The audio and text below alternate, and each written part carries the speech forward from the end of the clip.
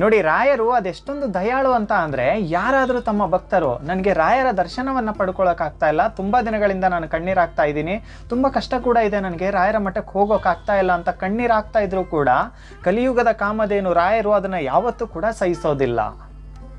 ಅಂಥವ್ರ ಮನೆಗೆ ರಾಯರು ಮಂತ್ರಾಕ್ಷತೆ ಮುಖಾಂತರ ಆಗಿರ್ಬೋದು, ಅಥವಾ ರಾಯರ ಮಠದಿಂದ ಯಾರ್ದೋ ಕೈಯಿಂದ ಬಂದು ಪ್ರಸಾದ ನಿಮ್ಮ ಮನೆಗೆ ತಲುಪುವಂಥದ್ದಾಗಿರ್ಬೋದು, ಅಥವಾ ಫೋಟೋ ಬರುವಂಥದ್ದಾಗಿರ್ಬೋದು, ಅಥವಾ ರಾಯರು ಯಾವುದೋ ಒಂದು ರೂಪದಲ್ಲಿ ಬಂದು ನಿಮ್ಮ ಮನೆಗೆ ಬಂದು ನಿಮ್ಮನ್ನು ನೋಡ್ಕೊಂಡು ಹೋಗ್ತಾರೆ.